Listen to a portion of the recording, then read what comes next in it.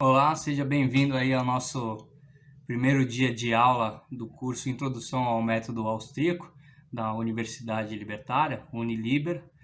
Bom, para começar, gostaria de colocar algumas questões sobre o entendimento do que é economia. Bom, nós verificamos que o entendimento comum, né, que muitas pessoas que não são familiarizadas com economia, que não são estudiosas, sistemáticas da economia, têm, é o seguinte: a economia é uma ciência exata, e isso é completamente equivocado, né? A economia não é uma ciência exata, é uma ciência humana. Ela lida com aspectos da sociedade, aspectos humanos, aspectos como comportamento dos indivíduos, interação entre esses indivíduos dentro de uma sociedade. Acontece que esse entendimento, né, do porquê a economia seria uma ciência exata se deve muito em parte à questão do positivismo, que influenciou muito a forma como os economistas procedem para fazer suas análises econômicas, para a construção de seus modelos, das suas teses e assim por diante. Então, nós temos muito da influência do pensamento positivista. Gostaria aqui até de pegar um livro de microeconomia, um manual básico de microeconomia, do Ferguson, que ele fala sobre essa questão do positivismo na economia, a página 7 para a página 8. Bom, ele vai falando sobre diferentes formas de proceder, bem no início do livro, né? Ele fala sobre apriorismo, sobre ultraempirismo, e por fim ele fala sobre o positivismo lógico, né? Que a posição metodológica final é denominada positivismo lógico. Ele diz o seguinte: em suma, os aprioristas acreditam que nenhum aspecto da teoria econômica é susceptível de teste empírico, ao passo que os empiristas pensam que cada faceta da teoria pode e deve ser comprovada empiricamente a cada passo da cadeia de análise. Os economistas positivistas adotam uma posição intermediária. Eles afirmam que as conclusões ou teoremas de um modelo devem ser testadas. Se essas conclusões estão em correspondência suficiente próxima da realidade, as hipóteses básicas do modelo são julgadas aceitáveis. Assim, os economistas positivos dão ênfase principalmente aos poderes de predição de um modelo. Se as predições derivadas de um modelo provam ser melhores, entre aspas, que as de outros, aquelas que são selecionadas como preferíveis, né? Bom, então nós temos aqui, conforme o professor Ferguson, a influência do pensamento positivista na economia. E, bom, como é que se caracteriza o pensamento positivista? Vou colocar em linhas gerais, não vou me aprofundar muito sobre a questão filosófica do positivismo, não faz parte do escopo aqui do nosso curso. Bom, o pensamento positivista tem início com um pensador chamado Auguste Comte. Aqui tem um livrinho dele, né? A série Os Pensadores, editora Nova Cultural. É fácil até de encontrar esse livro em sebos, em livrarias. Enfim, o Auguste Comte foi um pensador francês, nascido no final aí do século XVIII, né? E, bom, no século XVIII, final do século XVIII, quando ele nasceu, ainda estava acontecendo, já bem no final, a Revolução Francesa. Então, o Comte foi um pensador muito marcado pelas revoluções e pelas profundas mudanças sociais na Europa e especificamente na França. Foram momentos altamente conturbados, tanto politicamente quanto economicamente, juridicamente. Do ponto de vista social, de uma forma geral, Auguste Comte estava inserido em um contexto enormemente conturbado, né? Depois surge Napoleão, a guerra se aprofunda ainda mais, e é nesse contexto que nós temos que entender o pensamento de Auguste Comte. ele, em meio ao caos, em meio à desordem social, começa a pensar em maneiras de consertar a sociedade, por assim dizer.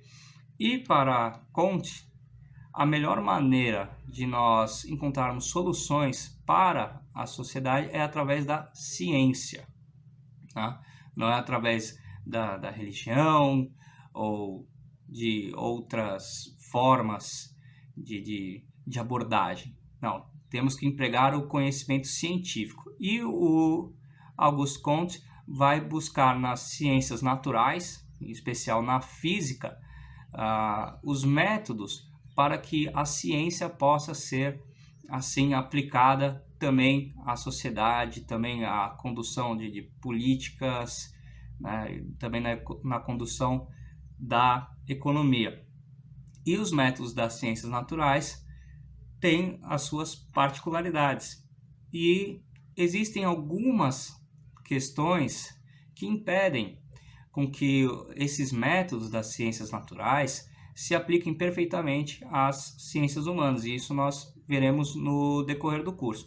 No entanto, Auguste Comte tinha esse pensamento, é um pensamento que influenciou boa parte do mundo, né? A própria bandeira brasileira, né, com essa noção de ordem e progresso, né, também sofre influência do pensamento positivista. Deixa eu até verificar aqui a página desse mesmo livro, né, da série Os Pensadores, aqui, ó, cuja finalidade era formar crentes e modificar a opinião por meio de intervenções oportunas nos negócios públicos.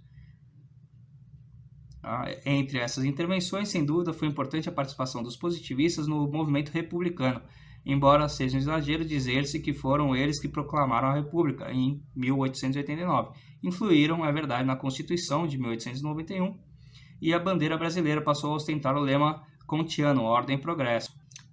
Bom, e alguns exemplos que nós temos, que eu particularmente, pessoalmente, já encontrei, e que até de fácil verificação de como o pensamento positivista, em que coloca o pensamento científico, o conhecimento científico como o principal conhecimento, o conhecimento único que deve ser levado em conta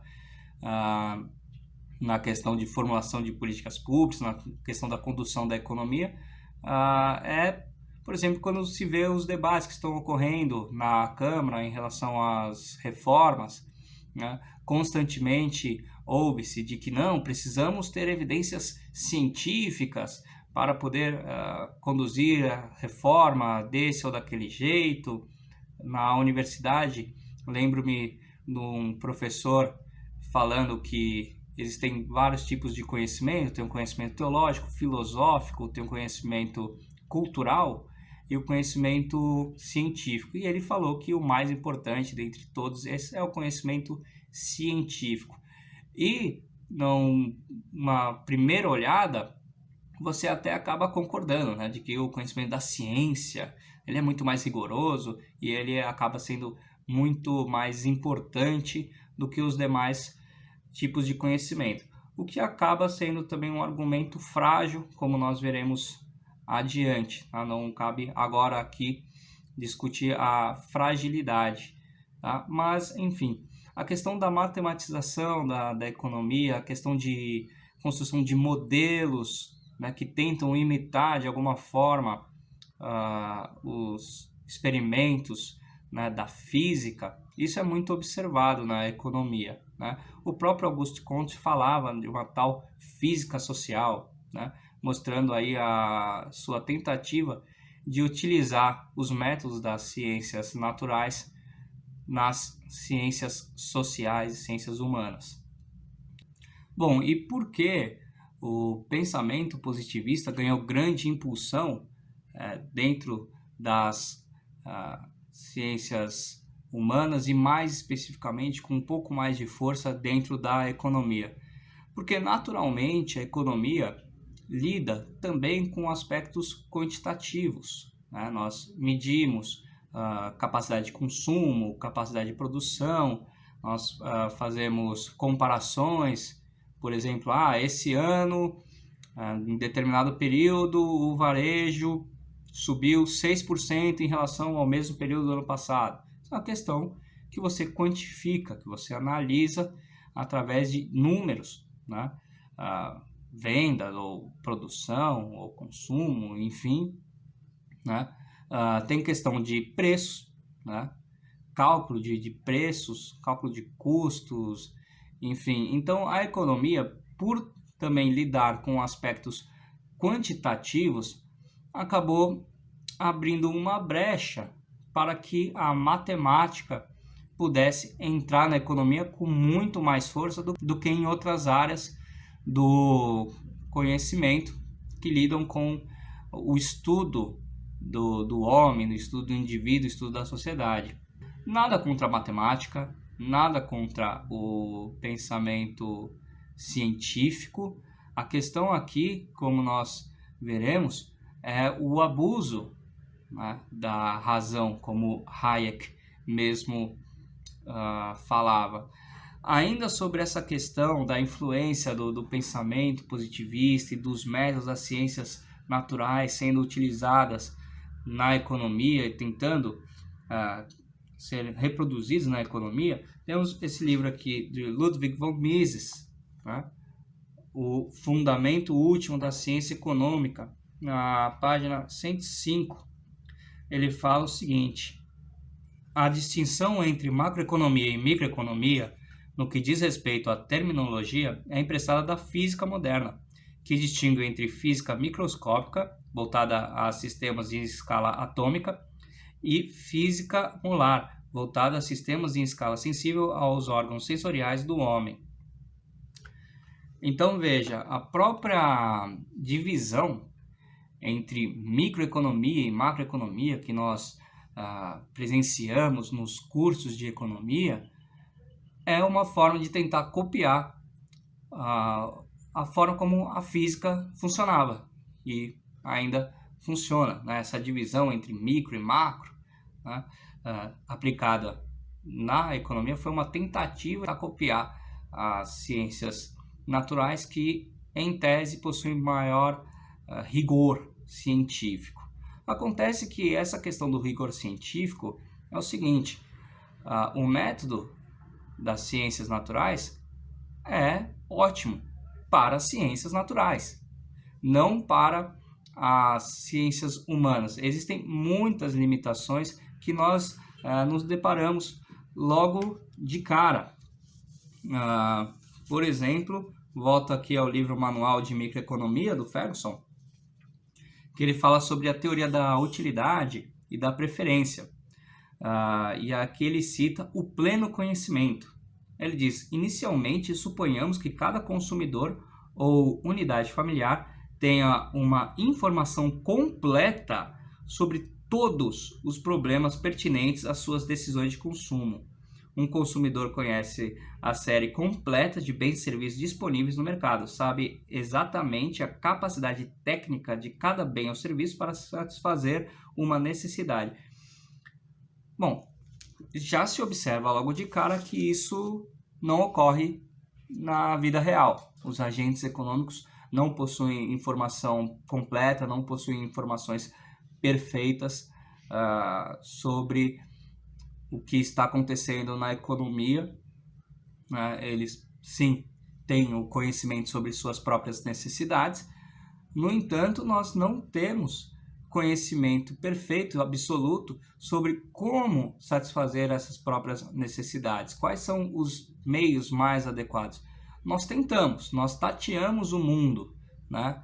Somos ignorantes. Sócrates já falava isso, né? Aliás, para Sócrates, a verdadeira sabedoria reside em reconhecer a sua própria limitação, a sua própria ignorância. Por isso que Sócrates falava: sei que nada sei. Tá? Então, nós, seres humanos, possuímos enormes limitações, né? Nós não funcionamos assim como alguns modelos, né, supostamente rigorosos das ciências econômicas tentam mostrar, né? A própria questão do modelo de equilíbrio, apesar de ser bastante charmosa à primeira vista, também parte dessa questão de conhecimento perfeito, ceteris paribus, né? Ou seja, mantém-se tudo mais constante e vamos adiante, né? Eles fazem esses modelos, né, de equilíbrio com base em conceituações puramente matemáticas. Eu vou dar um pequeno exemplo aqui de como funciona conceitualmente os modelos de equilíbrio. Então, um dos modelos mais utilizados, né, acredito que até a base, né, dentro do curso de Ciências Econômicas, é o modelo de equilíbrio. Então, a gente vai começar trabalhando com esses aspectos aqui. Aqui essa linha representa o preço, aqui embaixo a quantidade dos bens que serão disponibilizados no mercado. Tá? E como esses bens serão consumidos. Então temos uma questão de oferta e demanda. Bom, a linha da oferta será positivamente inclinada. Tá? E por que a linha da oferta será positivamente inclinada? Bom, porque a gente parte do princípio que é o seguinte: quanto maior o preço de um bem, mais estímulos você terá para continuar vendendo esse bem a maiores quantidades, porque assim você consegue aumentar ainda mais a sua margem de lucro, né? Se aquilo que você vende é muito valorizado, você fala, eu vou vender mais ainda, porque assim eu consigo ganhar mais dinheiro. Então, existe uma relação direta entre preço e quantidades ofertadas. Tá? Então, se o preço sobe, a oferta também tende a subir. E se o preço desce, a tendência é o preço também descer. Então a gente fica com essa relação aqui, ó. O preço sobe, a oferta sobe. O preço cai, a oferta também tende a cair. Então nós vemos que uma relação direta, preço sobe mais, né? A oferta também sobe mais. O preço cai menos, a oferta cai também menos. Mais e mais, mais. Menos e menos, mais. Então, por isso que a linha da oferta é positivamente inclinada. E aí temos a linha da demanda. Aqui embaixo. Veja aqui a demanda. Tá? Ela possui uma relação inversa. Ela é negativamente inclinada. Por quê? Porque a tendência é o seguinte: se o preço sobe, a demanda cai. Você verifica um produto no supermercado, ele está caro, ele encareceu de uma semana para outra, qual a sua tendência? Falar, eu não vou comprar, vou esperar esse preço baixar. Você tem maiores resistências para adquirir aquele bem. É claro que depende muito da sua necessidade, depende da sua renda, existem inúmeros outros fatores, né, que em primeiro momento na economia, né, nos cursos de economia, esses fatores você simplesmente ignora. Simples assim, você não leva ele em consideração, você apenas está querendo trabalhar a relação que a demanda tem com o preço. E se o preço cai, né, se as coisas ficam mais baratas, a tendência é que a demanda suba. E aí a gente tem essa relação aqui. O preço sobe, mais demanda cai, menos. O preço cai, menos demanda sobe, mais. E aí vemos, mais e menos, menos. Menos e mais, também menos. Por isso que a linha da demanda é negativamente inclinada. A gente vê assim, na primeira vista, que é um modelinho bem interessante, né? Ele é atrativo, ele é bem construído, né?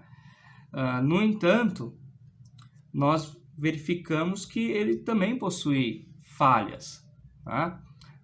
Justamente por conta dessa rigidez matemática. Você fala apenas em tendências aqui e não em realidades que possam, porventura, acontecer. Nem sempre preço mais alto significará oferta mais alta. depende de inúmeros outros fatores que os modelos, a princípio, abstraem, né? Também não temos assistido aqui nesses modelos de equilíbrio a questão do conhecimento. E quando a questão do conhecimento dos agentes é inserida, não é de uma forma, como posso dizer, uma forma correta, né? Sim, na economia você lida com a questão da diferença de conhecimentos, da assimetria de informações. No entanto, como eu mesmo disse aqui, né, no manual de microeconomia, né, a suposição é que os agentes possuem o quê? Eles possuem pleno conhecimento, eles possuem informação completa sobre todos os problemas pertinentes às suas decisões de consumo. Nós sabemos que nós, como consumidores, não agimos assim. E como ofertantes, como produtores, também não agimos assim. Então, veja, boa parte do estudo da ciência econômica se baseia nos modelos de equilíbrio. Eles são, hoje, a pedra angular dentro do estudo da economia. E eles já possuem esses graves defeitos, né, de supor informação completa, informação perfeita, tanto por parte do comprador como por parte do vendedor. Isso não é aplicado na vida real. Enfim, o mercado não funciona dessa forma harmoniosa, onde todas as forças da oferta e todas as forças da demanda se encontram perfeitamente, gerando um equilíbrio maravilhoso, onde tudo é maximizado, a produção, a utilidade, tudo é maximizado. Não, as coisas não funcionam exatamente assim, e é justamente nisso que o nosso curso vai focar, né? Nas limitações da utilização de ferramentas das ciências naturais nas ciências humanas. Essa tentativa de reprodução leva a erros, tanto metodológicos quanto também erros de condução de políticas econômicas, erros sobre entendimento de como a economia realmente funciona, tá? Nós iremos abordar isso nas próximas aulas com maior profundidade. Espero que você tenha gostado do conteúdo. Essa primeira parte foi uma exposição geral do positivismo, de como ele influenciou as ciências econômicas. Na segunda aula, nós vamos ver os efeitos desse positivismo e quais são as críticas da Escola Austríaca de Economia a esses métodos empregados costumeiramente na atualidade dentro das ciências econômicas.